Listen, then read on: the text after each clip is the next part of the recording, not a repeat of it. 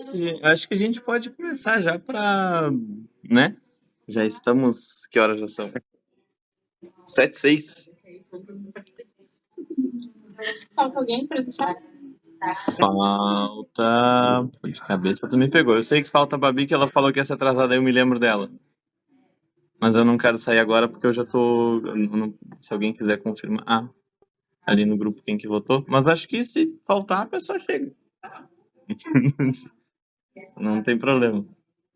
E aí, doutor Zamir, o que que o senhor preparou? Eu vou ficar de diretor de cinema aqui também ao mesmo. Não é melhor tu botar em algum lugar e apoiar? Não, mas é que daí eu consigo dar um... Ah, tu vai mostrando tudo. É porque é pra ficar na gravação depois, entendeu? Quem não vier, ou só quem entrar no grupo depois e quiser ver. Tem uma dinâmica de câmera. Tem uma dinâmica de câmera, é um tripé rotativo, é.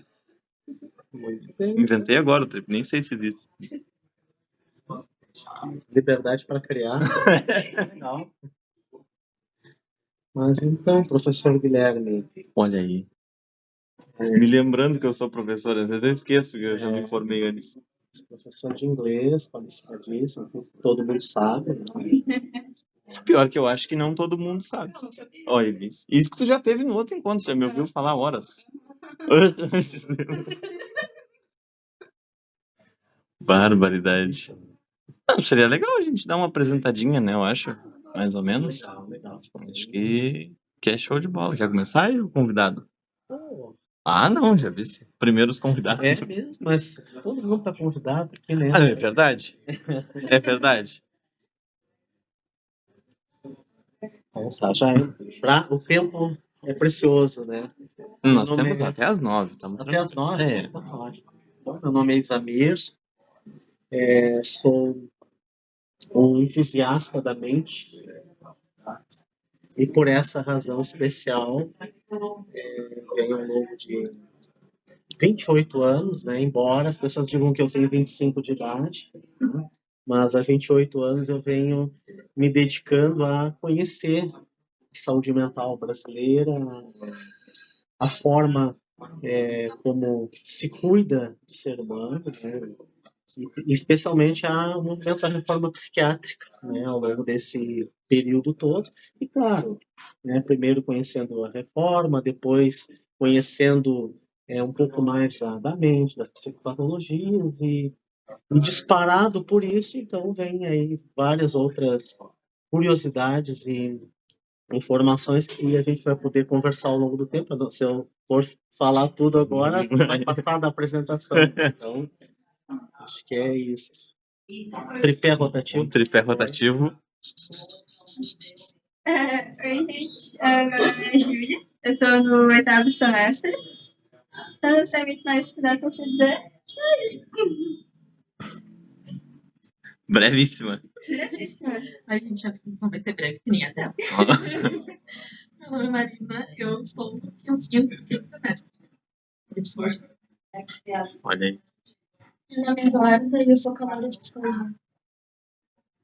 Eu sou Fernanda, sou da terapia ocupacional, sexto semestre agora, e sou entusiasta da saúde mental. Por isso estou sempre entrosada com o psicólogo.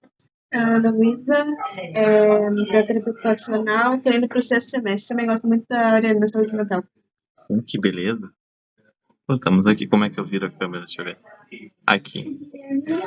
Não, eu tô virando a câmera, ó, tô virando a câmera. Pô, me acusou rápido e nem esperou eu...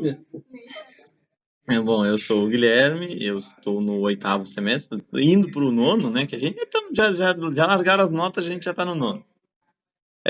Da psicologia, o nosso grupinho que eu criei no final do ano passado, não, final de 2024, olha, faz tempo, já está aí na nossa segundo encontro presencial. Acho que é muito show da gente juntar as pessoas. Me veio a ideia, tipo, pô, podia fazer um grupo de estudos, mas já deve ter, né? Daí eu fui olhar, não tinha. Então, né, cá está o nosso grupo, criado há um bom tempo, mas a gente passou um tempão meio parado, focado em outras coisas, então agora tivemos um encontro online e 2 presenciais. Esse é o segundo presencial com um convidado, olha aí, estamos aumentando o nível da coisa. Mas vai ser difícil aumentar mais com o Dr. Zamiro, nós não vamos conseguir. Não vai ter como. Mas a gente chama ele de novo. A gente chama ele de novo. tem problema.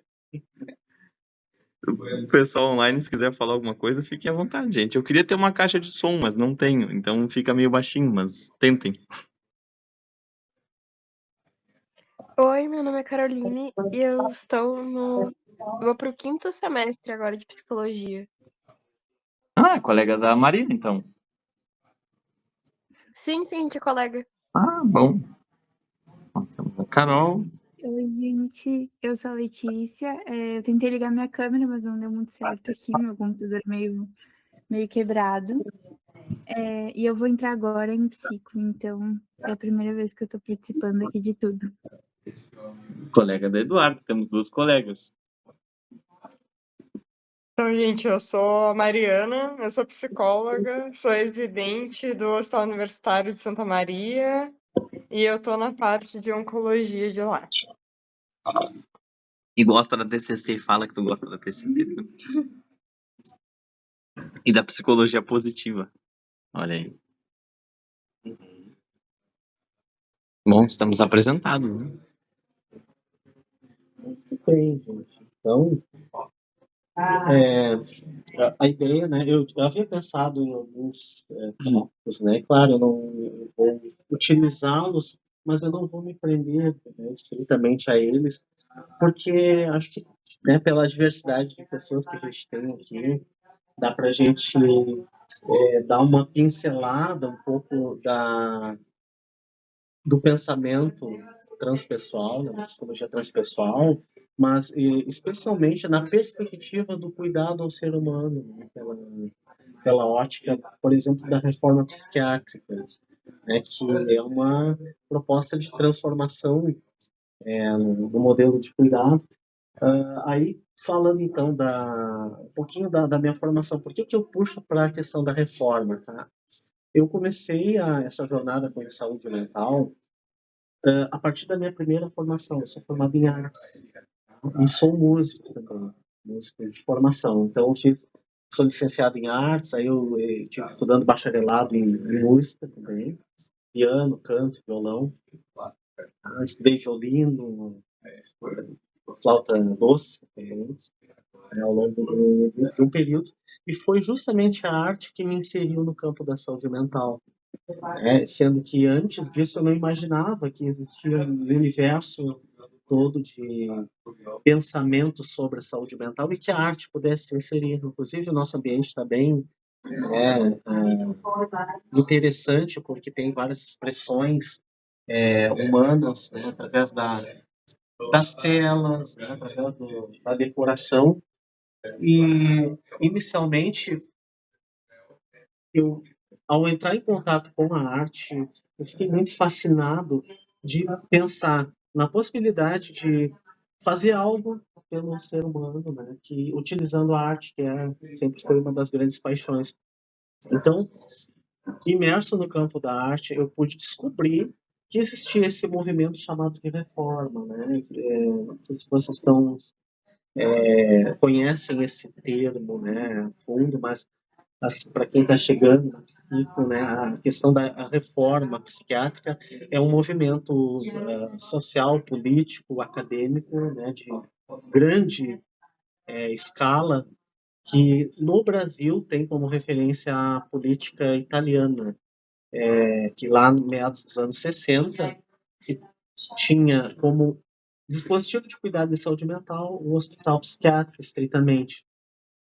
Então, a Itália começou com o primeiro movimento de abertura do hospital psiquiátrico através do Franco Basaglia, que é um ícone mundial, né, em que ele comprou uma briga, literalmente, com o corpo médico e psiquiátrico da Itália, quando ele decidiu fechar o hospital e, literalmente, liberar todas as pessoas que estavam lá internadas, com uma proposta nova, que é inserir ou reinserir as pessoas na sociedade, né, para que elas pudessem ser cuidadas de liberdade. E desde que, com isso, né, se abre uma nova demanda. Então, tira as pessoas que estavam enclausuradas e insere na sociedade, se cria uma demanda de cuidado em liberdade, de respeito, de tratamento, de assimilação da sociedade, ao fato de que existem pessoas que têm transtorno e que merecem estar na sociedade. Então, através da arte, eu entrei em contato com esse movimento. E por que através da arte?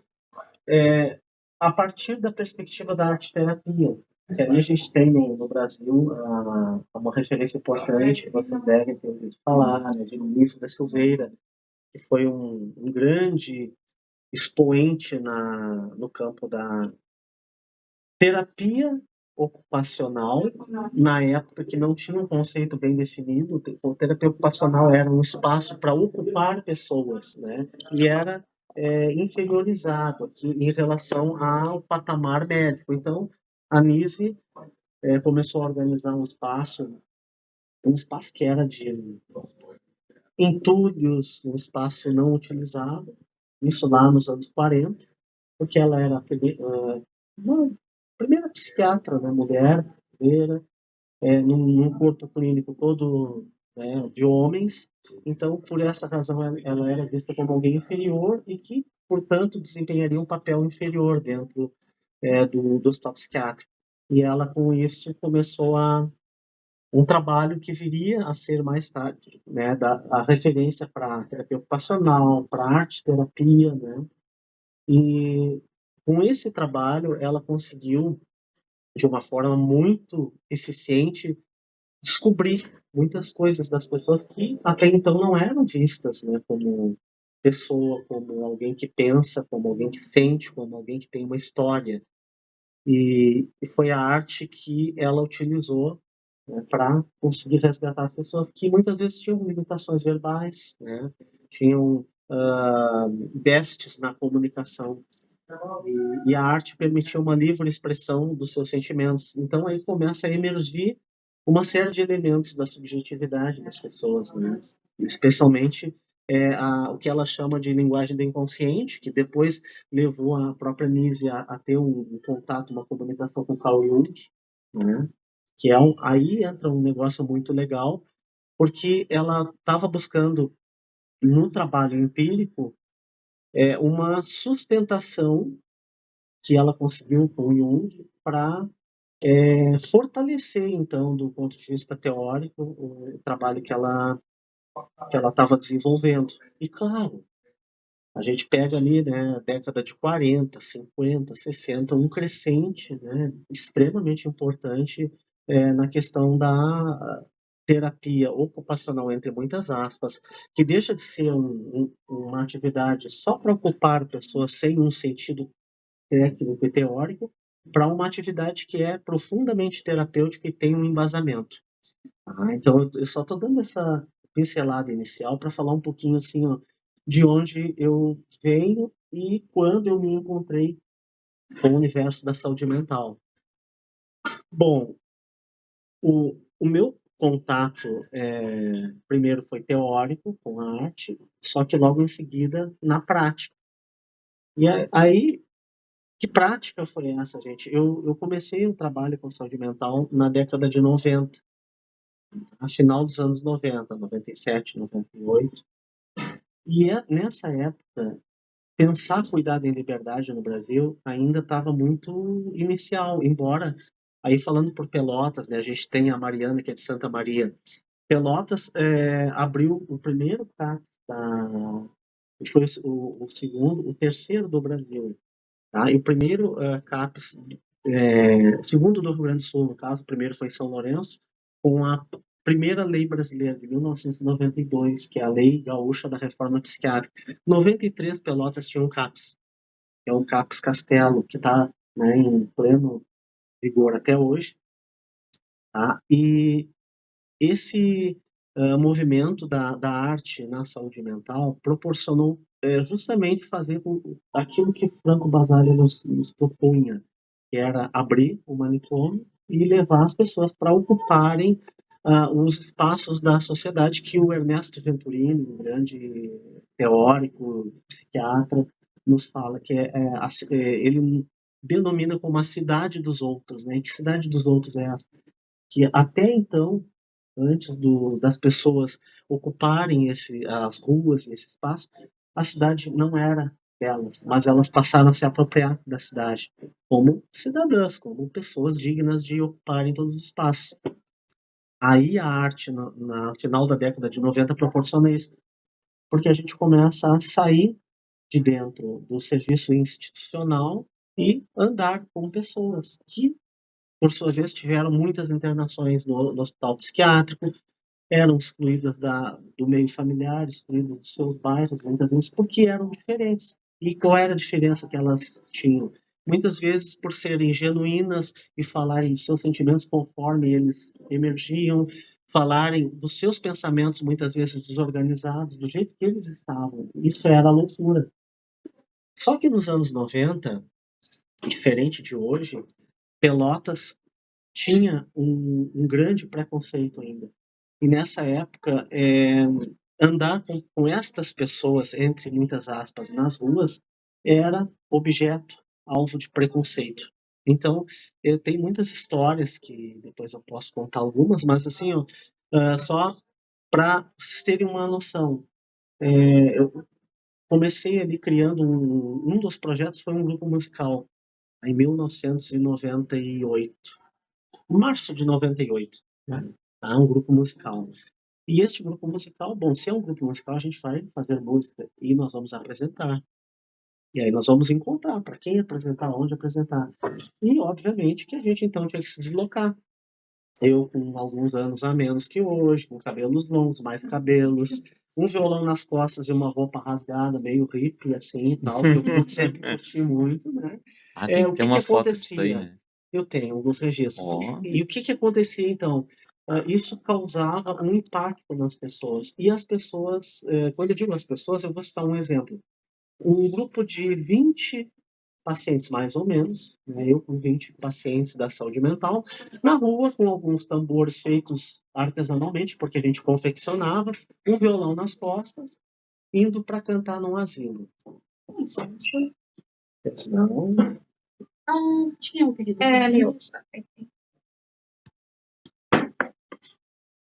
momento pedido só para contextualizar o pessoal que tá, né? Temos um momento pedido. Muito obrigada. Então, andar nas ruas com as pessoas causava muito espanto. E um episódio, quando estávamos chegando numa parada de ônibus para, enfim, aguardar o transporte coletivo, um grupo de pessoas que estava na parada se deslocou e, olha, os loucos estão chegando. Lembra aquela música, né? Os alienistas estão chegando, né? Então, os loucos estão chegando, eles são perigosos. Falas desse tipo, né? Vamos sair daqui. E as pessoas se deslocaram e foram para outra parada de ônibus. Nisso vinham algumas pessoas na calçada e viram. Porque o que elas viram, na verdade? Viram um grupo de pessoas. Algumas que representavam alguns estereótipos, mas isso causava medo. E essas pessoas, então, passaram para o outro lado da rua, dizendo essas pessoas são perigosas. Esse é um episódio das dezenas de episódios que aconteceram ali nos anos 90, início dos anos 2000, porque a gente tratava de inserir na sociedade, na cidade dos outros, que passava a ser a cidade de todos agora, essas pessoas que eram vistas como diferentes, porque tinham alguma originalidade, elas não escondiam seus traços de sofrimento, muitas vezes o jeito de se vestir, o jeito desengonçado de andar, que era decorrente de muitos tratamentos ineficientes, né, severos, duros, a rigidez motora, os tremores, por conta das medicações muito fortes, né, dificuldade de comunicação verbal, babando, dentre outros traços muito estereotipados. Então, isso é só para dizer um pouquinho assim, ó, dessa chegada na saúde mental ali nos anos 90, início dos anos 2000, quando se estava instituindo esse processo da reforma psiquiátrica no Brasil, essa mudança de paradigma. Em 98 foi ontem, né? Foi ontem. Tudo bem que eu sou de 99, mas, tipo, historicamente é nada. Não é nada. E até hoje em dia tem o pessoal, né, que tem isso. Mas eu acredito que seja bem menos. Ou pelo menos o pessoal não é tão aberto quanto a isso, né? Tipo, vamos atravessar. Fica, né, tem uma reação, mas não é uma reação tão explícita, talvez. Não sei como é que tá hoje em dia. Então, acho que aí a gente dá um salto bem interessante. Deu enfim, vá no seu ritmo aí. Mas... Muito bom, Guilherme. Eu acho que dá pra gente fazer né, dar um salto, né, para o momento atual e voltar, né? Por essa experiência que eu relatei, assim, ó, evidentemente que eu costumo dividir a saúde mental pela minha ótica e experiência empírica em 3 períodos, né? O primeiro período foi o período de ruptura, né, do processo estigmatizante, né, que eu nomino com a minha chegada na saúde mental e depois uma fase ali por meados de 2005, quando se começa a mostrar para a sociedade que a reforma já era pauta vencida. Já tinha o serviço substitutivo, né, que já estava instituído. O manicômio não nos serve mais. Hoje, o cuidado em liberdade, os leitos em hospitais gerais são uma realidade, né, embora nunca plena, como a gente gostaria, mas sim, era uma realidade. Então, esse primeiro período foi um período bem sombrio, assim, né, vivenciado na prática. De 2005, mais ou menos, a 2020, eu classifico como um outro período, que foi a popularização, então, já desse serviço e que as pessoas começam a entender ali que não, o modelo substitutivo não é mais um local para loucos, né? É um serviço de saúde, de fato, é um serviço de saúde. Mas ainda até 2020, quem chegava neste serviço de saúde eram pessoas que tinham, às vezes, internações psiquiátricas, um transtorno mental que causava grande sofrimento, que já tinham algum tipo de tratamento psiquiátrico, mesmo que na atenção primária, tá? Eu estou falando de serviço público, né, evidentemente, e buscavam um serviço especializado. Chega a pandemia, o que aconteceu? A OMS disse para o mundo assim, olha, agora a gente tem uma pandemia e saúde mental é prioridade. Por quê? Porque a humanidade se deu conta que estar em casa, ou ficar em casa, pode ser adoecedor, estresse pós-traumático, ansiedade, depressão, em pessoas que até então nunca tinham vivenciado nenhum tipo de sofrimento psíquico. Então, a gente começa a difundir amplamente o serviço de saúde mental como algo fundamental. E, de 2020 para cá, a gente começa a atender a toda a sociedade, pessoas de todas as esferas sociais, econômicas, intelectuais, e aí não tem mais um limite, a gente tem, então, um serviço aberto que atende toda a população. Então, a gente tem desde pessoas que têm um déficit intelectual e não sabem ler e escrever, até pessoas que estão fazendo pós-doutorado. Para vocês terem essa referência, e profissionais de todas as formações imagináveis e até inimagináveis, que a gente nem sabia que existiam, chegam no serviço. Tá? Bom, esse é um salto rápido, agora eu vou dar mais um salto lá para a trajetória, tá? Porque eu não sei se o nosso teacher, Guilherme, na divulgação falou que hoje a gente faria um bate-papo sobre psicologia transpessoal, é isso, né? Isso, inicialmente foi. Mas sendo o senhor vai falar alguma coisa muito boa. Isso, eu tô tranquilo por conta disso, entende? Mas eu fui na transpessoal justamente porque era o conteúdo, assim, que a gente geralmente não vai encontrar pela faculdade, entendeu? Por isso que foi o foco que era a ideia inicialmente. Mas vai em frente, vai, se inspire. Então, vamos fazer uma costura agora com a transpessoal, né? E aí eu acho que tem uma potência muito grande. Eu falei dessa porta de entrada pela arte, né? Que já é um negócio meio que na época era muito enviesado, assim. Arte, como assim, né? Aí a gente, quando eu digo a gente, eu me refiro, né, ao grupo com o qual eu participava, que eram jovens ali de 19 anos, 20 anos, eu acredito que a idade de vocês, até menos, aqui, né? Mas, enfim, era essa galera que queria, né, fazer algo revolucionário. E, de fato, estávamos entrando em algo revolucionário, porque era uma mudança de paradigma. E, evidentemente, que para ser revolucionário, a gente tem que lançar a mão do revolucionário. E, naquele momento, a arte era revolucionária. Porque colocar a arte num cenário em que era restrito à psiquiatria, né, hegemonicamente. Aí depois, abaixo da psiquiatria, vinha meio que a psicologia, e aí vinham algumas áreas, né, instituídas, a psicologia, a enfermagem, serviço social, mas a soberania da psiquiatria, né? E depois, ali abaixo, então, tinha, e aí eu estou fazendo uma pirâmide, né, que para vocês terem uma referência, assim, dos sentimentos que a gente vivia.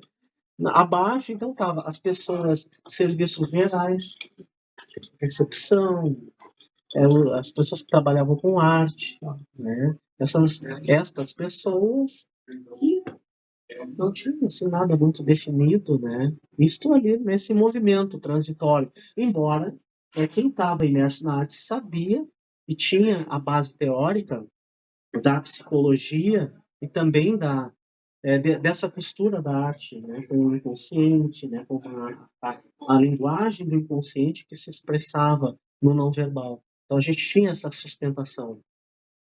E evidentemente que pensar uma perspectiva transpessoal contemplava justamente o que as pessoas traziam nos seus discursos. Por quê?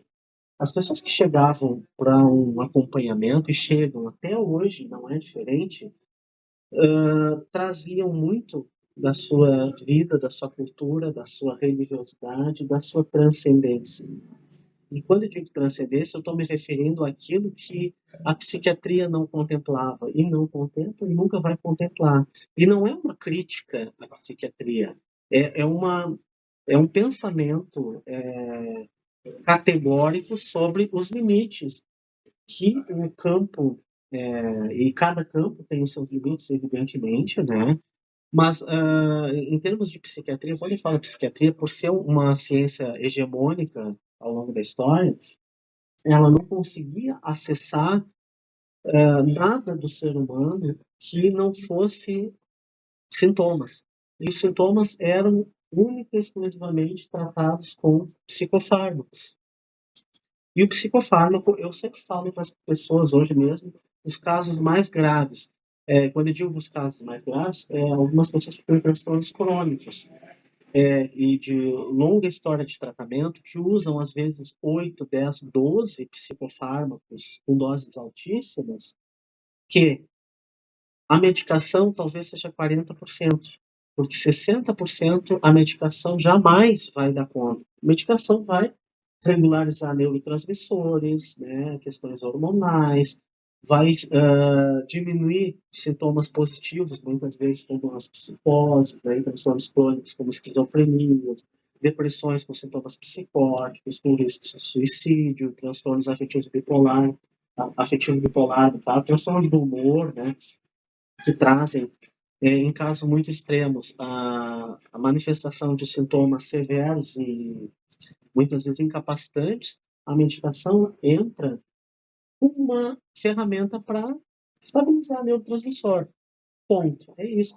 Mas o que é que restabelece o convívio das pessoas, a autoestima, que resgata a potencialidade da pessoa, se não ferramentas que são que lidam com a subjetividade, que permitem a expressão da pessoa na sua grandeza, na sua plenitude. E quando eu falo da sua plenitude, seja o que pode ser visto como sintoma ou aquilo que é visto como potencialidade, tudo é expressão da pessoa. E se a gente não tiver ferramentas para trabalhar com essas expressões, a gente não reabilita.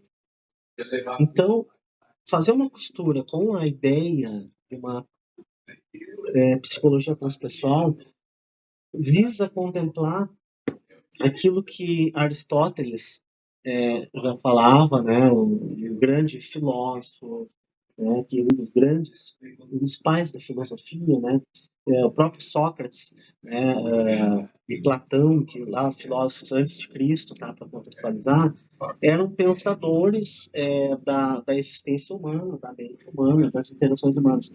E o que por exemplo, Platão nos trouxe? Platão trouxe a perspectiva do mundo das ideias. O que era o mundo das ideias? Era um mundo em que tudo, e aí, claro, eu estou simplificando e dando uma pincelada, um mundo em que tudo acontece no campo do pensamento, ou seja, das ideias, como ele definiu. Gente, pensar no campo das ideias, no mundo que não é o material, mas que as coisas acontecem na vida de cada indivíduo, é de uma grandeza, é de uma potência, e nos faz pensar que cada indivíduo humano pode ser um universo único, subjetivo, singular. Então, se nós temos um mundo das ideias dentro da existência de uma pessoa, a gente tem que ter a capacidade de acessar, de entender e de ajudar a pessoa a se organizar dentro desse mundo. Aí depois, por que eu mencionei Aristóteles? Porque ele traz uma perspectiva pela filosofia na linha de pensamento metafísica, né, que de modo muito simplista e introdutório, metafísica significa aquilo que está além da física. E aí a gente começa a ter uns insights. Opa, mundo das ideias. De certo modo, nos diz que não é a mesa, não é a câmera que eu aproximo a mão e ninguém mais me vê. Né? Não é isso. É algo que está num mundo que não é visível, mas que a gente pode até materializar através da arte. Né? As imagens do inconsciente, a Lise falou mais tarde, as mandalas, né? O trabalho que não é objetivo, não é cópia, é uma expressão do subjetivo. Aí a gente começa a esboçar uma ideia de pensamento que, ao meu ver, vem muito antes do que a gente tem ali em meados dos anos 60, quando a gente começa a pensar na psicologia transpessoal. Para mim, psicologia transpessoal, ela vem quando o ser humano começa a pensar a própria existência, começa a pensar que existe um mundo invisível, que é das ideias, começa a pensar que talvez possa existir algo para além do corpo físico. E se tem algo que está além do corpo físico, o que é esse negócio? Esse é um dilema, inclusive, das ciências, que hoje a gente tem. Vamos salto de novo, né? Com a física moderna, física quântica, com a neurociência moderna. A gente hoje se atreve a dizer uma coisa que é, bom, além do corpo existe algo. E aí entra uma pergunta assim, tá, que algo é esse? Ah, pode ser a mente. Então, a ideia da mente pode ser concebida como algo que está para além do corpo material. Aí a gente, às vezes, toma um soco no estômago. O que significa esse negócio? Sempre cérebros têm neurotransmissores e que eles regulam e fazem a própria consciência. Não, a gente hoje pode dizer que tem algo que a gente não sabe bem o que é, talvez a gente denomine como consciência, ou uma parte dela, que pode estar além do corpo, e aí a gente vem com a física quântica, que já demonstra isso de uma forma científica. Mas por que eu mencionei essa viagem muito louca, assim, né? Depois de umas 10 caipirinhas, a gente começa a liberar essas coisas, mas ninguém tomou nenhuma, tá, pessoal? Não, isso aqui é suco. Mas tem um brownie com conhaque. Um brownie com Como é que é o nome do brownie, Fernanda? Tiramisu. Uau, olha aí. Então, mas com brownie com conhaque ou sem conhaque, a gente consegue pensar esse negócio hoje. E aí, quando eu estou dizendo assim, hoje, física quântica, neurociência desenvolvida, e eu falo da filosofia pré-cristã, a gente está, ao longo do desenvolvimento da história do pensamento, falando que existe algo para além do humano, que é do humano, com linguagens diferentes, buscando explicar e buscando compreender isso. E se a gente pensa saúde mental e aspira a trabalhar em saúde mental, ou como a Mariana, que já é psicóloga, né, e vai lá trabalhar na sua residência com oncologia, que muitas vezes lida com a finitude, né? Como é que a gente trata, então, dessas questões que transcendem, que vão para além do que se concebe como humano, além do cérebro? E a gente, para pensar saúde mental, não pode se restringir a sintomas que são muitas vezes descritos na psiquiatria, lá no nosso DSM-5, né? Ou na TCC, que a gente tem as estratégias. Eu gosto muito da TCC, não é nenhuma crítica, inclusive eu uso, tá? Eu tenho a minha dinâmica de trabalho, né, como psicólogo, eu falo, eu tenho a minha caixa de ferramentas, né? E claro que os psicólogos mais que são mais fechados numa linha teórica que não me escutem, né? Mas eu Os procuro. behavioristas já estão loucos, já. Só de o senhor falar isso Não, os aí. behavioristas já estão. Já estão. Aí já estão pensando assim, já tomam uns conhaque aí, né? Não, é nenhum brownie com conhaque. os behavioristas já estão. E olha que eu gosto de behaviorismo, mas nessas daí eles já abandonaram o barco. Pois é, muito interessante, porque falar dessa transcendência, gente, a gente começa a falar, então, de algo que vai um pouco além, Não é observável diretamente, né? que talvez... Tipo, como um comportamento, assim, né? Do jeito que o pessoal gosta, do pessoal do comportamentalismo. Pois é, Guilherme, muito boa a tua observação, né? Comportamento, né? Mas aí eu vou citar um exemplo, então acho que dá para agora citar algo. E até lançar aqui para o pessoal, né? Nossa, psicólogo Eduardo aqui, né? Imagina uma pessoa que chega pra gente aqui agora, a gente está aqui, bate-papo, né, falando sobre esse tema, e aí entra alguém aqui agora e diz assim, eu recebi uma mensagem agora, e assim, ó, consta nessa mensagem que tem um grupo que está falando sobre umas coisas interessantes, assim, e eu me interessei, eu vou chegar aqui. Aí a gente pode dizer, mas o Guilherme, né, o professor Guilherme, não, mas tu não tá no grupo de WhatsApp, bem-vindo e tal. Como é que tu soube? Eu recebi essa mensagem por telepatia. E aí a pessoa começa a falar, então, eu soube por telepatia, que estava acontecendo um grupo e tal. E esse grupo agora, ele tá falando, é um grupo de ufologia, né? Porque tem aqueles seres lá que vêm de uma outra dimensão, eles estão chegando aqui. E inclusive, quando eu estava vindo para cá, eu encontrei com um desses seres. Ele era quase da minha altura, cinzinho, com os olhos lilazes. E ele disse: não, segue, chega lá que tem um grupo reunido. E aí, o que vocês pensariam diante de uma situação como essa, de um relato assim? Queremos ouvir o cara, né?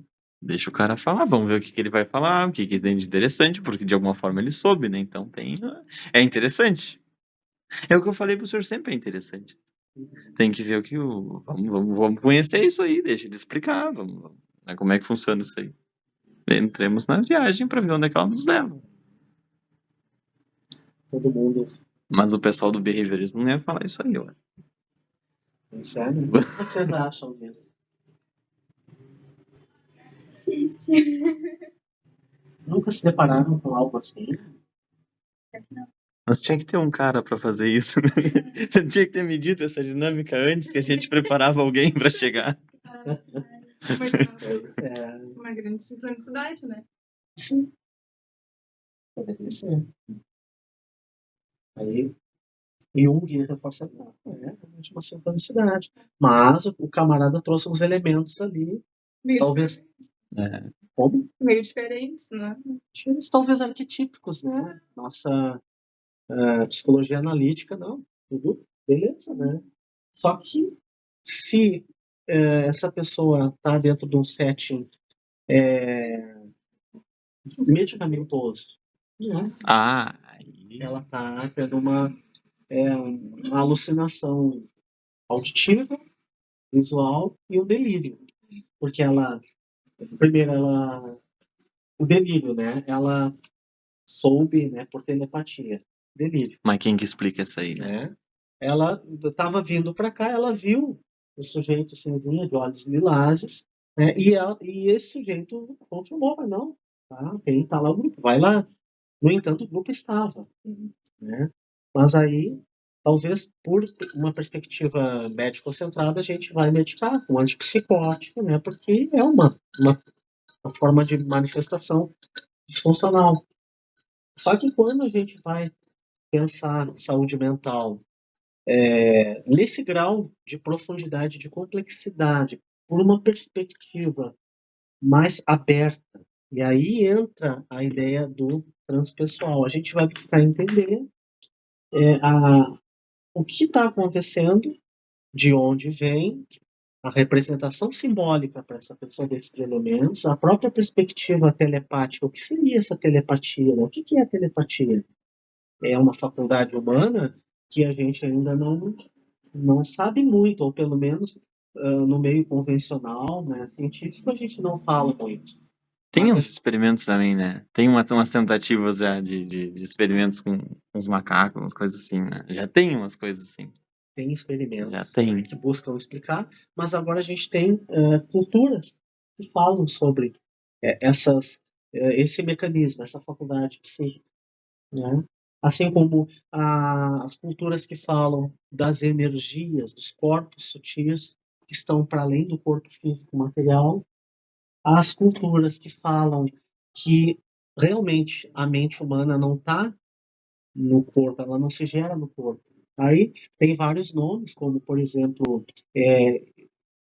espírito, numa perspectiva mais religiosa, consciência, né, que pode se expandir ou que se gera fora, que é algo que não depende do corpo. Né? Inclusive, eu vou abrir um parênteses só para mencionar que um dos objetos da ideia transpessoal é justamente estudar essa perspectiva da mente que pode realmente não se gerar no corpo. E aí eu tenho um estudo que eu fiz numa das formações que eu me debrucei bastante sobre, que é a projeção astral, as experiências de quase morte, tá? E a ideia de reencarnação por uma perspectiva filosófica, não religiosa, tá? Aí, falando sobre esses 3 pontos aqui, que a gente, então, começa a entrar um pouquinho no transpessoal, que a nossa psicanálise não nos permite, a TCC menos, né? Jung dá umas pinceladas boas e deixa o cenário aberto ali, mas falando, por exemplo, de reencarnação, tá? Não pela perspectiva religiosa. A gente ouve esse nome reencarnar pela perspectiva religiosa, mas pensando em alguns estudos, a gente tem hoje alguns milhares de casos catalogados no planeta Terra, em diferentes idiomas e culturas e partes do planeta, de pessoas que foram, especialmente crianças, que foram estudadas, observadas sistematicamente com instrumentos e ambiente controlado, tá? Por profissionais com as suas credenciais de pesquisa, que identificaram alguns pontos como uma criança com 1 ano de idade. Eu vou citar até um exemplo americano, tá? Que é bem famoso. Uma criança com 1 ano de idade que, quando começa a falar, começa a ter o que é chamado de terror noturno. Acorda aos prantos, chorando muito, e não consegue dormir, e nas primeiras palavras começa a falar aviões, aviões, explosão. Talvez vocês já tenham ouvido falar. E essa criança começa a se desenvolver, e nesse terror noturno ela fala sobre explosão, avião, e nos primeiros rabiscos no papel, o que ela faz? Um desenho de um avião bombardeando outro avião em chamas que começa a cair. E na medida em que os pais vão explorando e ela vai se desenvolvendo na linguagem, ela fala então que o nome dessa pessoa, né, hoje já é uma pessoa adulta, James, tá, um americano, mas se não me engano foi ali 2001, 2002, né, era criança, e trouxe essa situação que foi amplamente observada, estudada, e ela começou a falar: me chamo James III, participei da Segunda Guerra Mundial, e descreveu todo o cenário, que era um piloto de avião que servia ao exército alemão, se não me engano, e o avião foi abatido e ele teria então ido a óbito, e portanto, nasceu ali o James, inclusive o nome é o mesmo, mas lá na Segunda Guerra era James III, um soldado. E esse caso é muito interessante porque os pais não mencionavam nenhum tipo nunca haviam mencionado nada sobre a Segunda Guerra, nada sobre esse tipo de situação, e ele trouxe elementos muito sólidos sobre a Segunda Guerra, o tipo de avião, o modelo de avião, quando caiu, enfim. E o que aconteceu? Quando ele estava por volta de 4, 5 anos de idade, passou por vários terapeutas, enfim, os pais então resolveram fazer uma expedição em um navio, levando James, o menino, até o local onde ele descreveu que ele tinha sido abatido naquele avião na Segunda Guerra.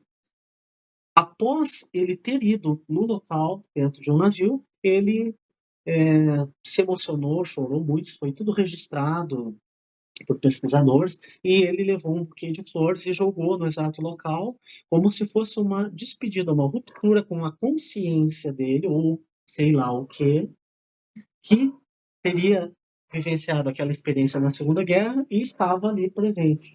Tá? É uma linha de pensamento, dentre outras, que podem explicar esse fenômeno, mas por uma perspectiva transpessoal. Depois desse ritual, ele passou a dormir bem, nunca mais falou sobre, é como se tivesse acontecido ali uma quebra daquela consciência ou dos resquícios daquela memória que estavam permeando a mente do James, então que se desenvolveu normalmente, hoje é adulto, né, tem a sua profissão, enfim.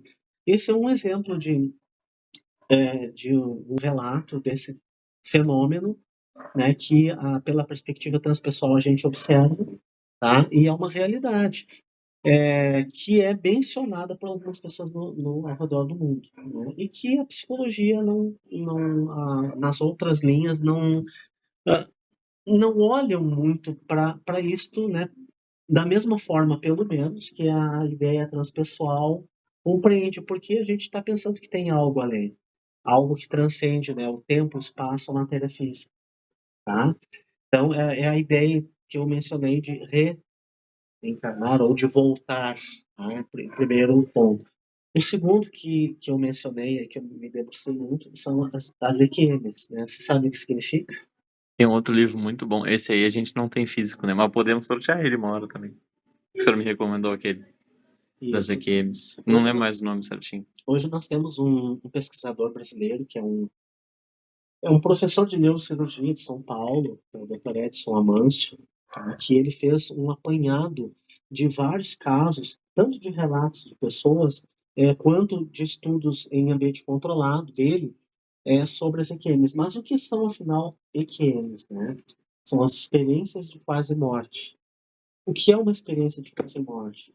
É uma experiência que é vivenciada por uma pessoa quando ela passa por um evento traumático, muitas vezes decorrente de um acidente que compromete, então, a vida dela. Ela fica, em geral, em coma, tá? E no período do coma, essa pessoa, então, se desloca do corpo, e aí a gente está falando de algo que não é o cérebro. É algo que se desloca do corpo enquanto a pessoa está em coma, e esse algo que se deslocou do corpo consegue manter um grau de lucidez, de audição, visão, consciência, e observa a cena, muitas vezes o próprio corpo, de um ângulo superior, e registra tudo o que aconteceu ali, que houve tudo, às vezes o procedimento cirúrgico, às vezes o corpo em coma, e muitas vezes essa pessoa sai e vai perambulando, né, pelo ambiente hospitalar, normalmente que a pessoa está em coma, e consegue trazer dados que depois que a pessoa recobra a consciência, esses dados, no geral, são mensurados, foram vistos e foram confirmados, tá? Então, esse é um dado muito interessante. Aí tem um exemplo, né, que até é citado num estudo, uma pessoa que estava, eu não lembro agora pontualmente, mas assim, ó, a ideia da situação. A pessoa teve um infarto, ela ficou morta, tá? Isso foi controlado porque foi aferido ali pelo equipamento. Quando tu para o cérebro, para a respiração, para o coração, então a gente entende que a pessoa morreu pela perspectiva física, né, biofísica. A pessoa estava morta.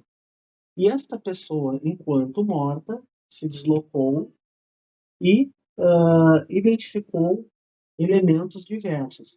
Mas um dos elementos muito interessantes que foi comprovado é o seguinte: essa pessoa usava uma prótese dentária. E um dos profissionais da equipe, ao fazer os procedimentos de ressuscitação, tirou a prótese dentária, colocou numa gavetinha daquelas mesinhas da enfermagem ali, era um enfermeiro, inclusive deixou ali dentro a prótese dentária e tal, fez a ressuscitação, enfim, e ok, fica em observação, a pessoa ali, tal, e ela voltou, saiu da UTI e foi pro quarto. Bom, a pessoa recobrou a consciência plena ali e tal, aí ela pediu a prótese dentária para alguém que estava passando ali da enfermagem e tal. Aí ninguém sabia, não, mas eu sei onde tá numa mesinha branca que o enfermeiro tirou quando eu estava sendo ressuscitado e colocou lá dentro. Aí o enfermeiro assim, descreveu fisicamente o enfermeiro. Isso, pela perspectiva materialista, dialética, histórica, científica, materialista, assim, ó, dá um nó, vai bugar a mente, porque não dá para conceber esse pensamento. Alguém que parou o coração, parou a respiração, parada cardiorrespiratória, parou o cérebro. Isso foi mensurado, tem registro, está tudo lá, os exames, está tudo lá. Como que tu explica isso? Como é que a pessoa saiu dali e visualizou por um outro ângulo, identificou a pessoa que pegou a prótese dentária e guardou e sabia onde estava? E, bom, detalhe, a constatação. Foram lá na tal mesinha, abriram, estava lá a prótese dentária. Não se explica isso. E esse é um caso de milhares de casos registrados. São milhares. Então, isso já nos coloca numa perspectiva de ruptura com um paradigma biocentrado, biofisicamente centrado, né, que a gente segue, que nos limita muitas vezes e nos faz pensar, talvez, que, bom, realmente tem algo mais. E o que é esse algo mais, né? Então, aí eu trouxe a ideia da IQM, da reencarnação, que são duas perspectivas, né?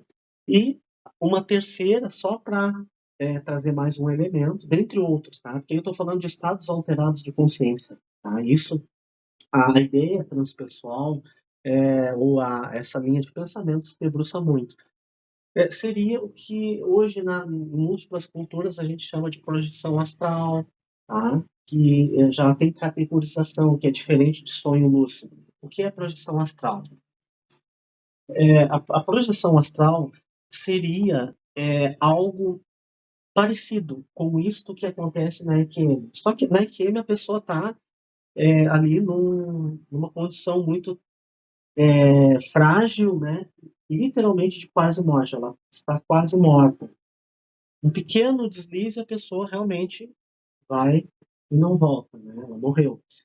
Mas a projeção astral seria o deslocamento da consciência, voluntário ou involuntário, através de técnicas, ou a pessoa simplesmente deita e durante o sono ela se desloca, tá? E ela consegue, então, transitar por um cenário que não seria necessariamente o que a gente chama de cenário onírico, mas seria um cenário físico, real, material, porém numa outra perspectiva.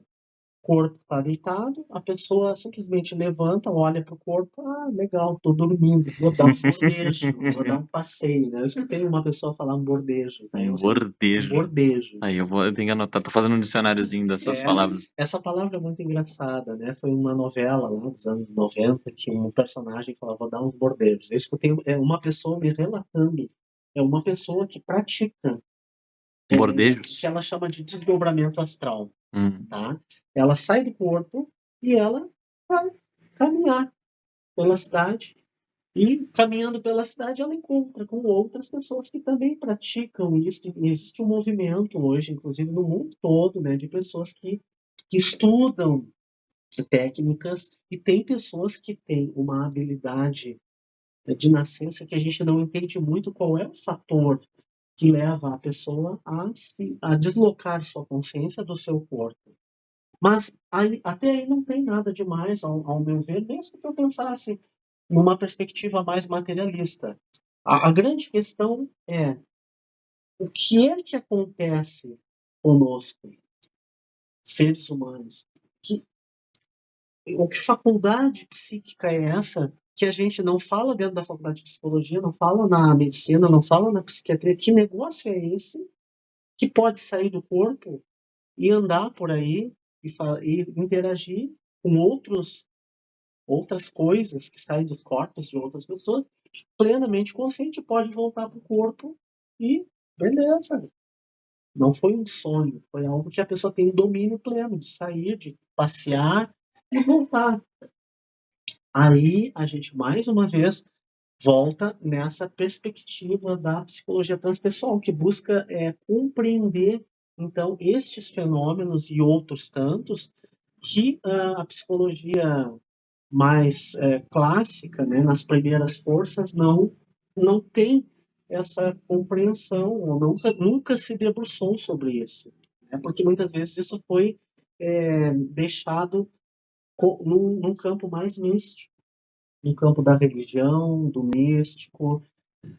Não tem um método validado cientificamente, irreplicável e eficiente, portanto, a gente não vai incluir essas coisas.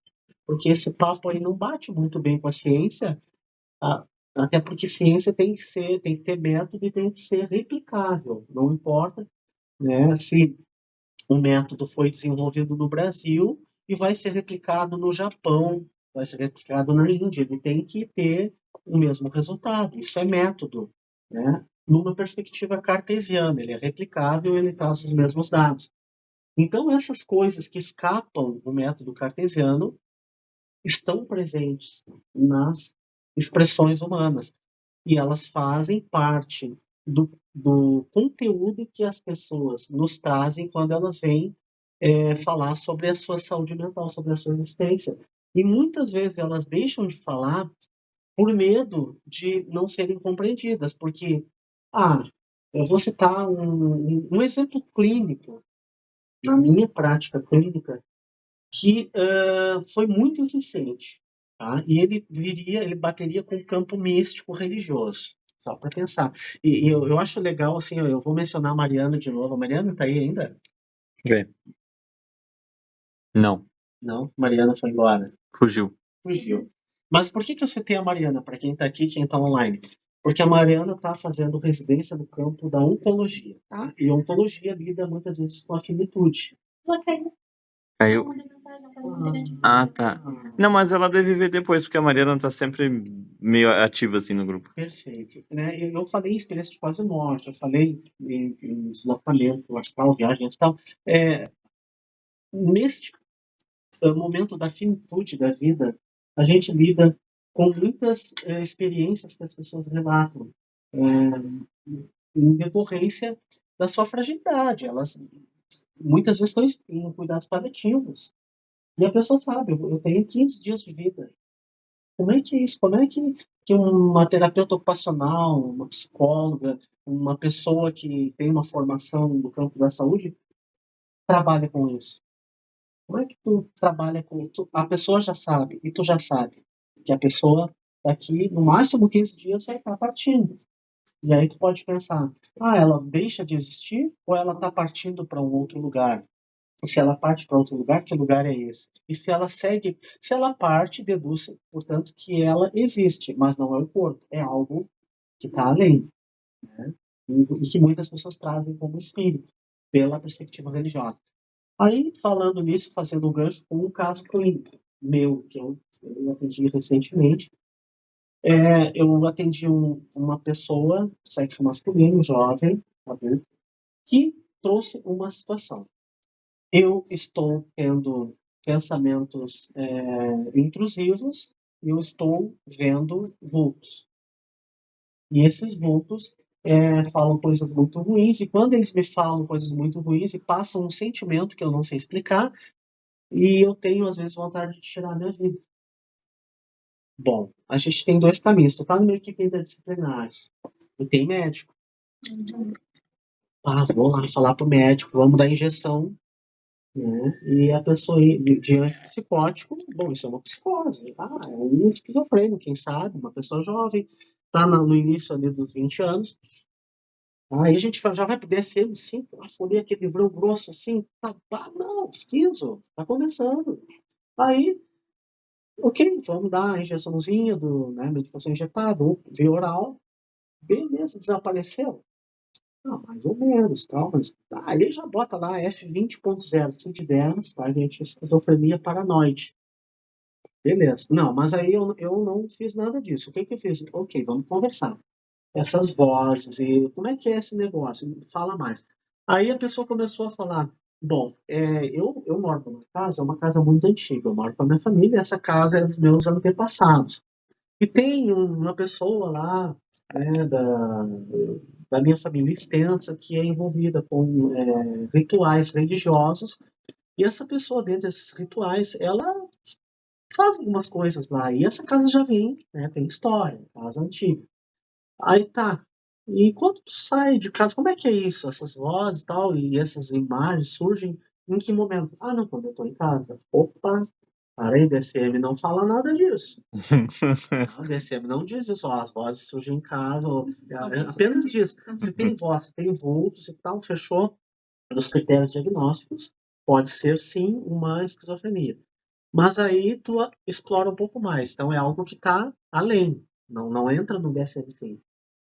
Aí tá, beleza, tu tá em casa, mas tu sai da tua casa, isso não acontece. Não ouço nada, não vejo nada. E outra, eu tenho uma sensibilidade porque eu me vejo como uma pessoa mediúnica.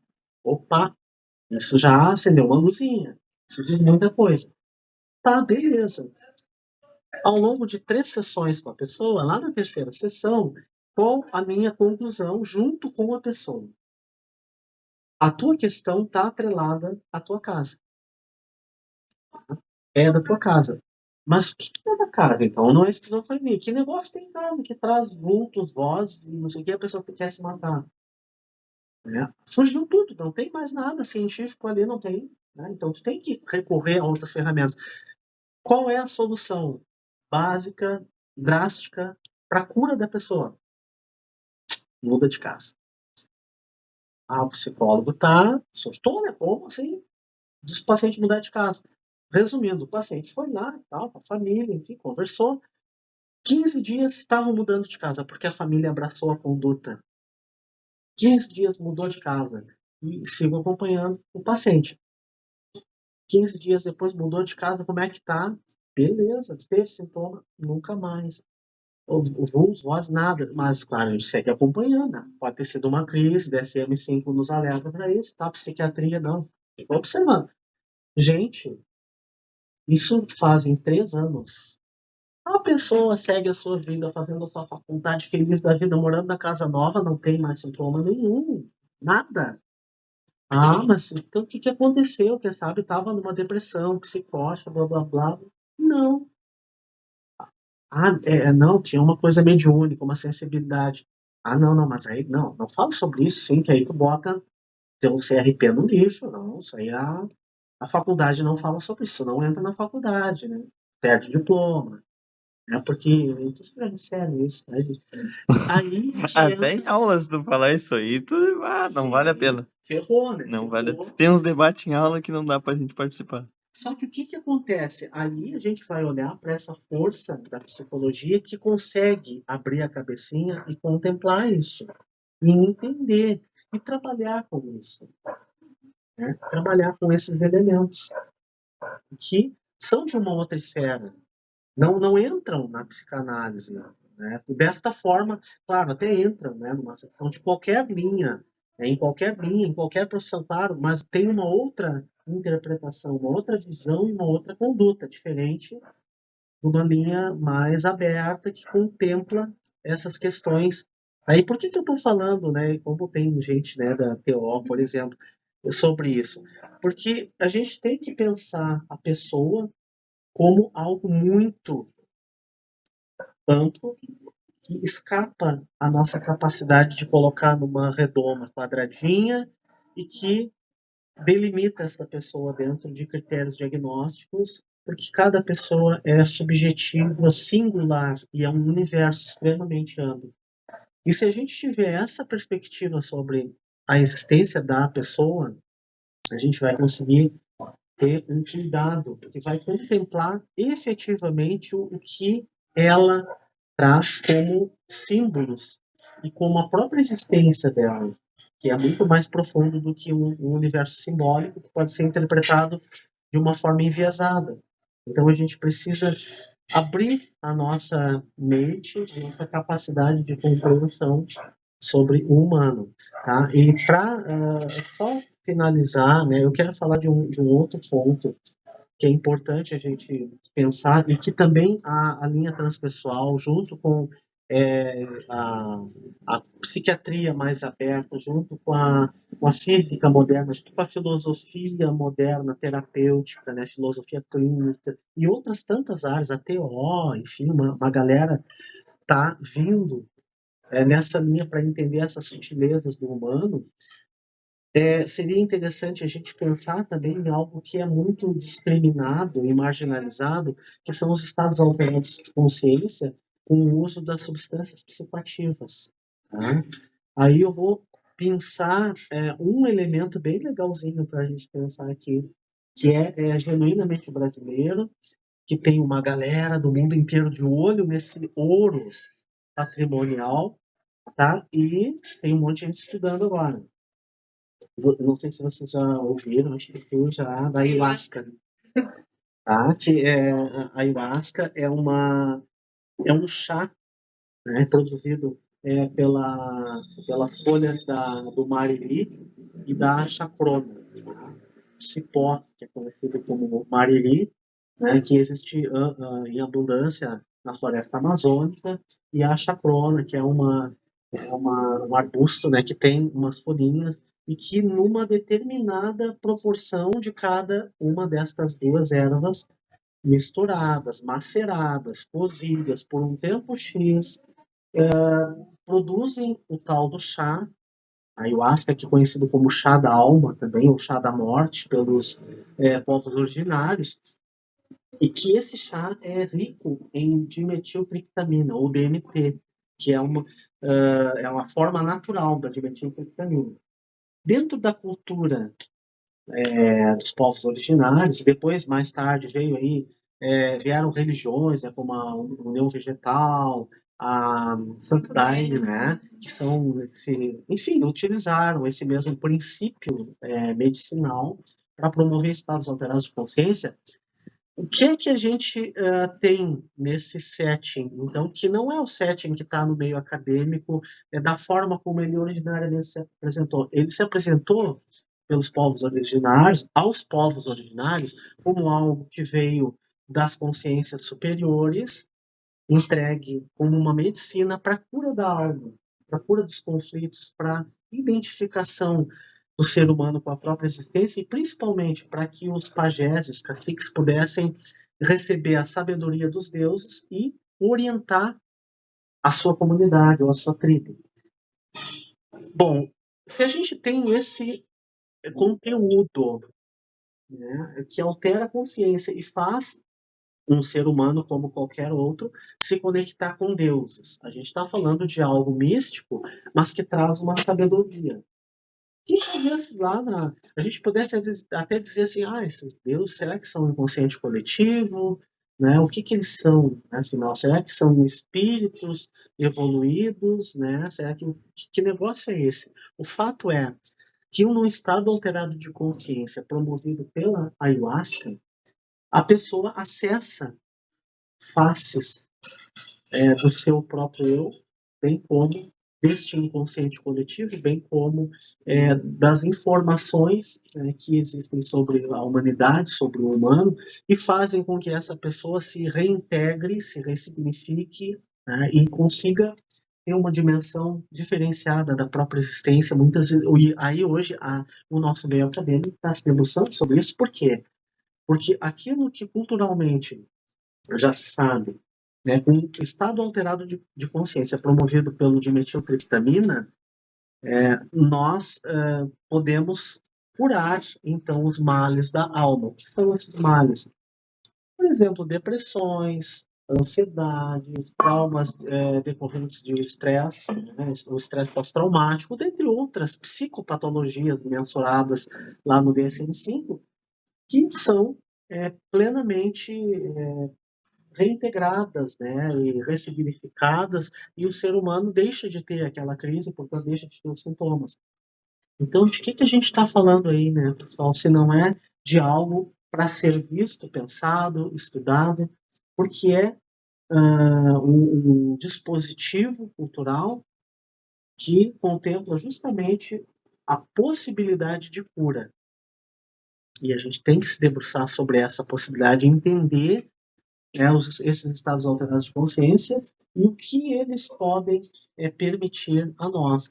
Então, eu estou falando aqui do estado alterado de consciência através de uma substância, e eu posso falar, para fechar essa fala, sobre um outro estado alterado de consciência, que é, por exemplo, através das terapias regressivas, né, com o uso de técnica. Né? Eu trabalho com terapia regressiva, já venho estudando isso a minha vida inteira, né?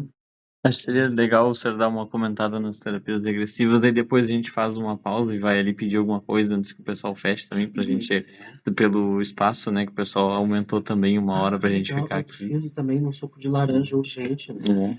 Mas assim, eu só das... Porque se a gente todo mundo pedir junto, daí eles vão, né, Beleza, aí dá uma sobrecarrega. Claro.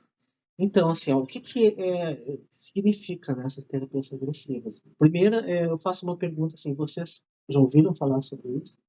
Sim, mais ou menos. Não muito na faculdade.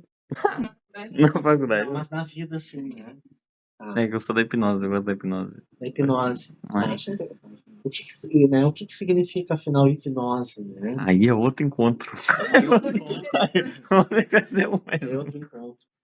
Hipnose, né? É uma alusão ao deus do sono, né? O deus grego Hipnos, né? Que seria o deus do sono, que faz com que o humano venha repousar, dormir, né? Que, na verdade, é uma alusão equivocada. Até o cara que deu esse nome se arrependeu, né? Depois ele queria trocar, mas aí o pessoal gostou e disse, agora não vamos trocar mais. Pegou. É interessante, na verdade, né? Hipnos, deus do sono, mas na verdade a gente não dorme, né? A gente altera, entre muitas aspas, o estado de consciência de muitas formas, na verdade. O que é um estado alterado de consciência? O princípio da hipnose, por exemplo, é um hiperfoco. Um hiperfoco é um estado alterado de consciência.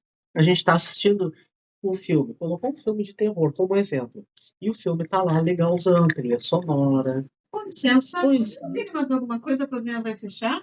Sim, um suquinho de laranja necessário. Laranja não tenho mais, só abacaxi. Mas eu tava falando abacaxi, exatamente. Eu não tenho laranja, eu nem gosto de laranja. Eu aceito um quiche, moço. O quiche? Isso. Qual deles? Frango ou 4 queijos eu tenho? O frango.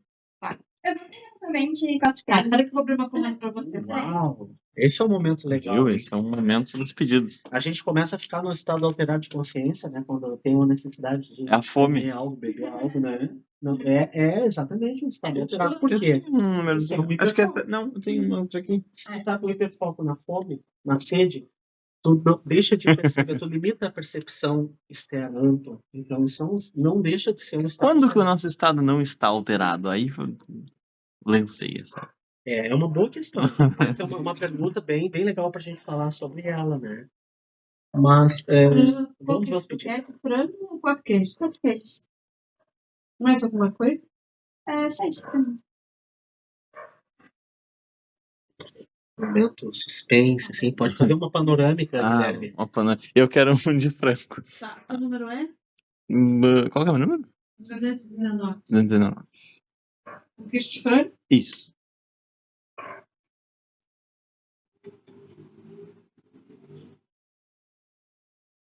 Pro senhor não suco de abacaxi? Eu quero um suco de laranja com sabor de abacaxi. E cor de abacaxi. Tá bom. Mas é laranja. Mas é laranja.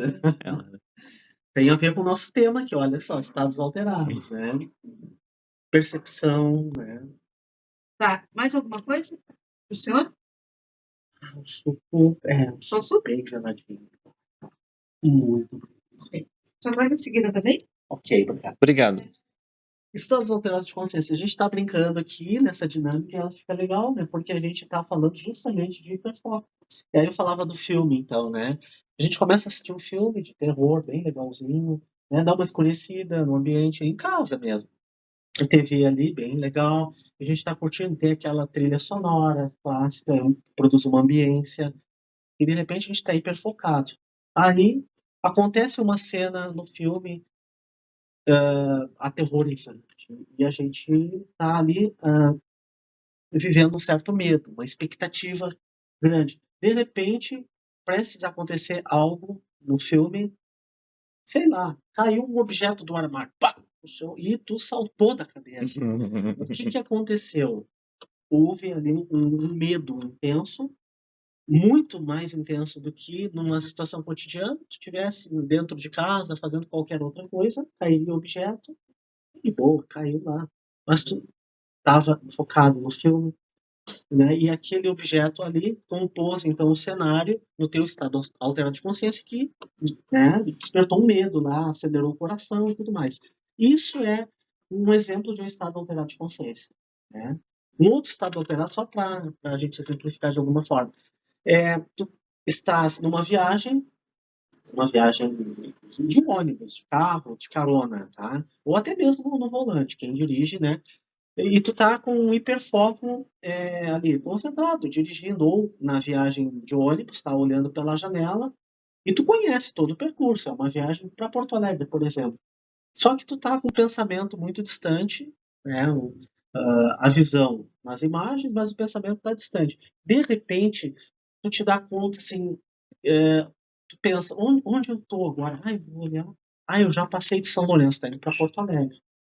E observa, não, mas eu não passei. Só que São Lourenço já ficou, tu já tá chegando em Porto Alegre.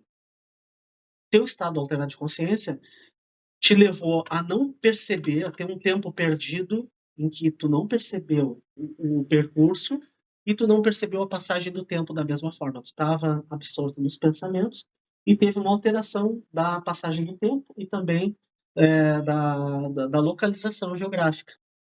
Isso é um estado alterado de É consciência. quase o flow, né? O Quase o flow, que é um dos melhores, os tops estados da consciência. Isso, que é a plenitude, né?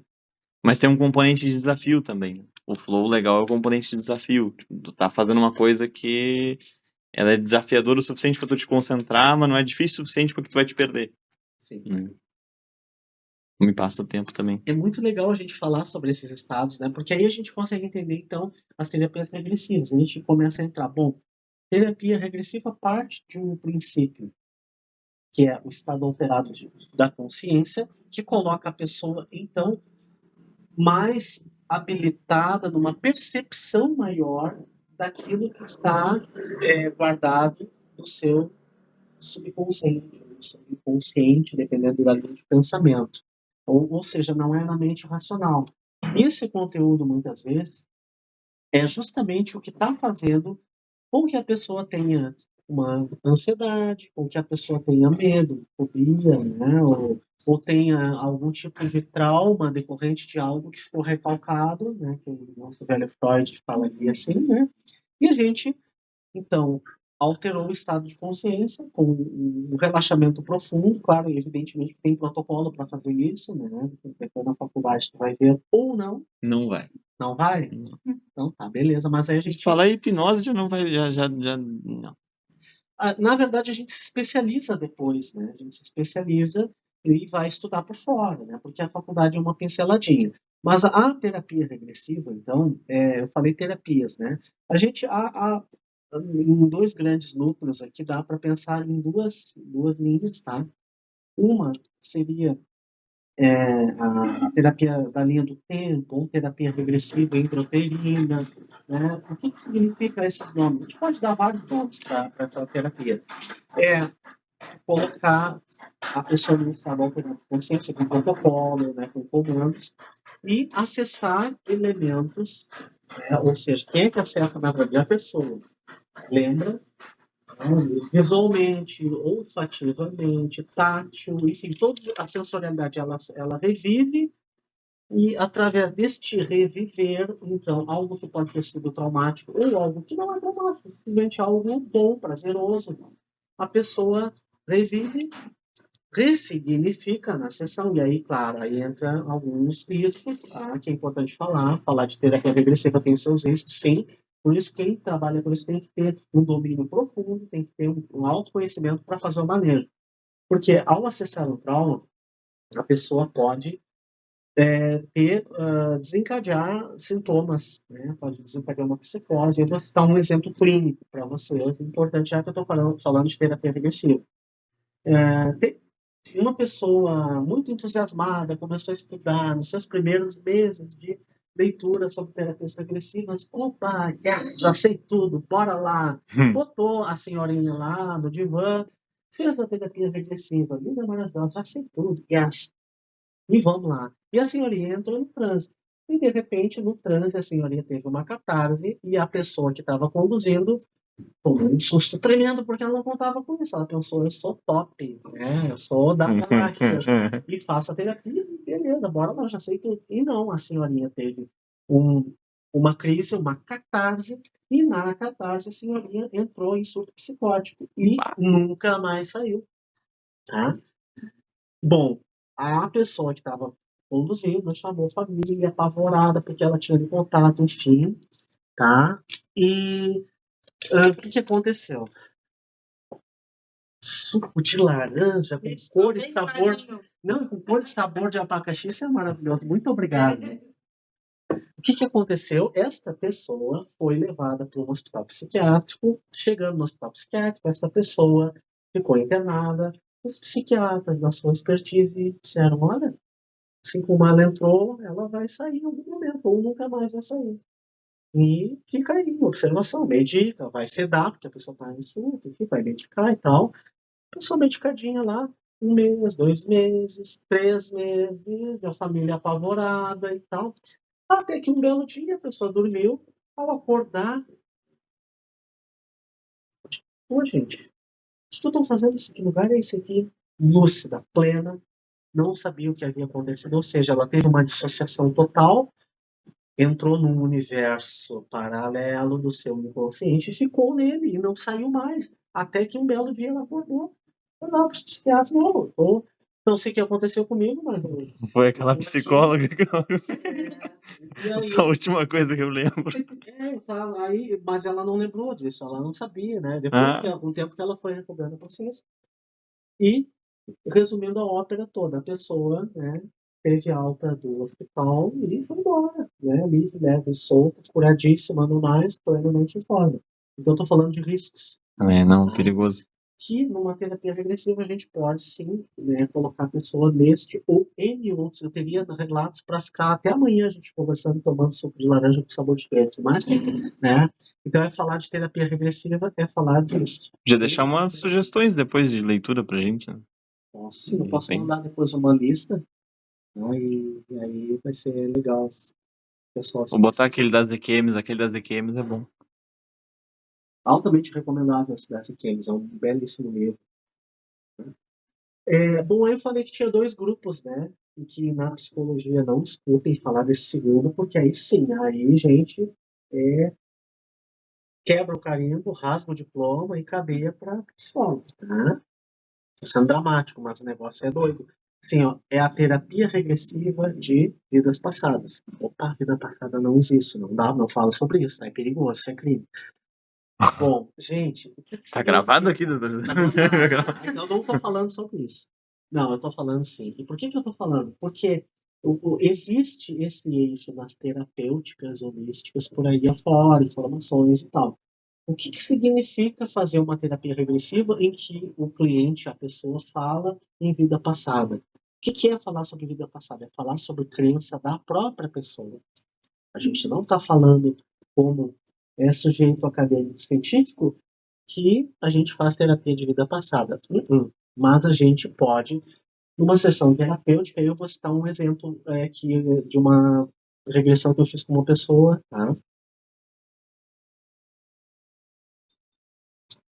Boa essa laranja. Uma pessoa que estava tendo algumas crises de pânico, colega do professor Guilherme, tá?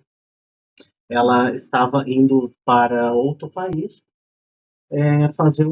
dirigir um congresso pela sua expertise, mas ela também é professora de inglês no Brasil. Ah, tá, professor falou colega minha, digo, quem? Colega, Fiquei imaginando. Colega de profissão. Tá? Evidentemente que eu não falo o estado, né, do Brasil. Tá? E esta pessoa estava entrando em pânico ao proferir, né, os seus ensaios da sua linha de expertise em inglês, porque Olha ela aí. falaria para pessoas que falam inglês nativo, fora do Brasil. Bom, Temos aulas. foi no psicólogo, foi no outro, tomou medicação, já estava se preparando e ela me procurou por indicação para fazer uma regressão. Beleza, bora lá. Fiz a anamnese, regressão para mim são 4 sessões, tá?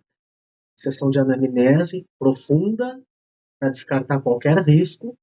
Uma sessão depois da anamnese de avaliação, ainda ampliada, para ver se a pessoa está em condições. Terceira sessão, propriamente, a regressão. E quarta sessão, o retorno da regressão, para saber se está tudo legal mesmo, para efetivamente dar aquela liberação /alta para a pessoa. Fiz a regressão, tá? E lá na regressão, o que a gente encontra? Vai indo, tal, até a infância, intrauterino, tá, tudo beleza, não, nada justifica essa fobia e tal. E aí, eu não induzi, evidentemente, eu apenas permiti a pessoa, ou dei a liberdade. Olha, gostarias de transcender para o que houver, se houver algo além do ventre materno? Sim, gostaria. Ok, a gente faz o processo todo técnico e a pessoa, onde ela estava junto com a sua mãe num país africano, fugindo de pessoas que estavam correndo atrás desta mãe para caçar esta mãe no meio da floresta, lá em meados do século XVIII. E esta pessoa, então, reviveu essa situação com riqueza de detalhes. Eu registrei tudo com protocolo e ela sofreu um grande medo ali, fugindo destas pessoas. E qual era a relação que tinha a sua fobia em relação ao outro idioma? Porque ela estava com a sua mãe no idioma nativo e as pessoas que as perseguiam falavam outro idioma. E aquilo gerava pânico. Entrar em contato com outro idioma era sinônimo de vamos morrer, querem nos caçar. E ela trouxe detalhes, essas pessoas seriam, entre aspas, colonizadores, ou pessoas que estavam ali caçando, né, aquela população para levar para um outro país escravizada, que elas tinham sido vendidas pelo seu líder político. Então, feito esse momento, a catarse aconteceu, um momento de sofrimento profundo dessa pessoa ali no divã, devidamente conduzido, uma sessão que durou aproximadamente 2 horas, reintegrado, ressignificado. Resumindo a ópera, a pessoa passa então a fazer os seus ensaios em inglês e tranquilamente, ela ficou plena, né, no retorno. Nesse caso especial, eu não marquei só um retorno, a pedido dela, né, eu marquei várias sessões. Pega pra mim, por favor. Obrigado. Marquei várias sessões a pedido dela, segui acompanhando, ela pediu, não, eu quero seguir acompanhada por ti. Até véspera da viagem, ela foi para este outro país, ela foi uma das pessoas centrais desta grande conferência, e ela voltou ao Brasil, e ela me chamou, e assim, ó, feliz da vida, ela nunca mais teve nenhum tipo de problema com o falar inglês. Ou seja, o que estava acontecendo com o inglês? Estava associado a um idioma que não era nativo, e entrar em contato com idiomas não nativos é sinônimo de perigo. Perigo iminente, né? Luta ou fuga, morte, né? Então vamos surgir. Então, gente, assim, ó, para finalizar, tá? Por que eu tô falando assim, ó, e eu sei que muita gente faz, né, caras e bocas quando a gente fala dessa palavrinha, né, vidas passadas, regressão, estados alterados de consciência, porque isso remete muitas vezes a crenças pessoais de quem está ouvindo falar sobre. E muitas vezes, se eu sou eu vou citar um exemplo e absolutamente nada contra nem a favor, apenas a título de exemplo, tá? Se eu sou um evangélico ortodoxo, tá? E na minha crença religiosa, né, eu vou estudar psicologia, eu vou estudar terapia ocupacional. A minha crença religiosa não concebe a possibilidade da existência de vida passada. Né? Minha crença é outra. E eu sou alguém da terapia que conhece essa técnica e vai fazer. Eu não vou permitir que a pessoa transcenda, não tem vida passada. Ou se bater esse termo, eu vou entrar em choque com algo meu, eu não vou aceitar isso. Isso é místico, isso não sei o quê.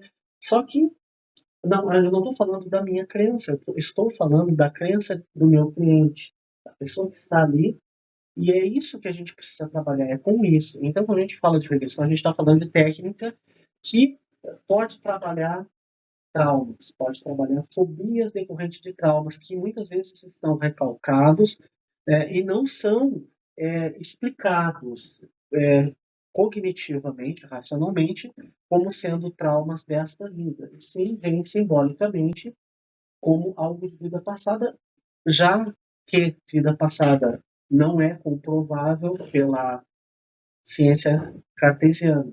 Então, a gente interpreta como algo do cliente, tá? Eu só estou falando sobre isso e dessa forma para alertar sobre essa linha terapêutica que é extremamente eficiente, extremamente profunda e que eu tenho ao longo da minha carreira, que é curta neste campo, tá, especial, embora eu trabalhe há 28 anos com saúde mental, mas eu estou nesse campo das terapias, da psicologia transpessoal, eu venho mais academicamente ali de 2016 para cá. Então é relativamente curto, né? 10 aninhos, já dá 2 faculdades. São 10 anos, tá? Regressão, tudo isso eu vim me aprofundar, embora eu fizesse estudos muito superficiais desde sempre, né? E trabalhar com isso há 10 anos. Mas é interessante, porque mesmo o pessoal que é tipo, super ciência, hardcore e testes e não sei o que mais, o pessoal da PBE, por exemplo, da prática baseada em evidências, se tu for até um ponto em que a regressão não é para todo mundo, não vai chegar e fazer regressão com todo mundo, e seja algo que é importante para o paciente, eu acho que até eles dá para argumentar que eles aceitariam. Porque tem algumas evidências, né? Não é aquela coisa de evidência, mas tem evidências. Então, sendo importantíssimo para o paciente, sendo conduzido de acordo com protocolos já, daria para botar no tribunal das ciências, a gente de repente não perde tão feios, né? Particularmente, né, eu vejo que a gente tem um meio científico que ele é multifacetado, né? Então a gente vai desde uma ciência muito mais concreta, né, das ciências físicas, biológicas, né, que parte desses pressupostos, até uma ciência que transita pelo sutil, a partir do campo do pensamento, e que com o passar do tempo e com o desenvolvimento de novas tecnologias, está se instrumentalizando para conseguir mensurar isso e através de protocolos conseguir fazer conseguir replicar, na verdade, o método e ter um resultado. No entanto, existe um adendo. Quando a gente fala de subjetivo e do ser humano, como sendo, e isso é uma teoria que eu desenvolvi lá na minha pesquisa de doutorado, que é o ser humano como sujeito, né, sujeito singular, o universo subjetivo singular. Tá? Essa denominação amplifica muito a ideia de humano. O universo subjetivo singular. Uma pessoa é todo o universo e é única. Então, se tu está falando de um universo, tu está falando de algo que é talvez até infinito pela perspectiva científica e que é único. E que, se ele é único, ele é infinito, ele comporta o imaginável e o inimaginável. E para pensar sobre isso, a gente precisa de uma abertura, de uma expansão da nossa consciência através da libertação das nossas crenças, dos nossos dogmas pessoais e muitas vezes até mesmo de algumas ferramentas que são limitadoras, né, na nossa jornada. Então a gente tem que se despir um pouquinho para, se a gente quiser se atrever a transitar por esse campo. Se a gente não quiser se atrever, a gente também pode pegar a nossa ferramentinha, na nossa maletinha pequenininha e ficar recluso nela. O que escapa a nossa maletinha de ferramentas, a gente diz assim, não, eu vou passar lá para o professor Guilherme, porque ele atende em inglês, né? E o universo subjetivo singular da pessoa pensa em inglês, né? Entende termos ali que eu não vou conseguir entender porque eu não falo inglês. Então, eu estou citando aqui um exemplo aqui, né? Mas é por aí, tá? Eu acho que a gente tem as limitações e as potencialidades de cada linha científica e a gente pode se deter a ela e tá tudo bem. Eu não sou nada contra, pelo contrário. Eu acho que é muito legal.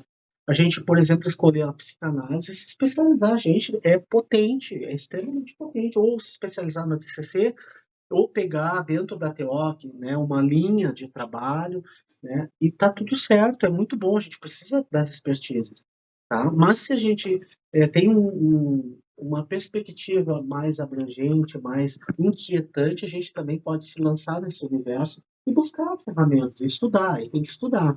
Não façam como a terapeuta que colocou a senhorinha no manicômio lá, porque ela dissociou, entrou em psicose. Não, jamais façamos isso. Agora, se a gente tem a segurança e a certeza, né, pela nossa preparação, beleza, bora lá. Tá? Eu acho que é isso, sim. Não preciso degustar minha laranja. Eu vou encerrar ali pro pessoal do Meet, então, para eu comer meu quiche também. Meu quiche tá aqui me esperando. E o pessoal do Meet, na verdade, o pessoal já saiu, o pessoal deve sair, mas fica gravado então depois para o pessoal terminar. Enfim, obrigado a todo mundo que esteve por aqui pela gravação. Grato, pessoal. Um abraço. Tudo de bom. Até qualquer momento, quem sabe, nas andanças infinitas da vida, da existência.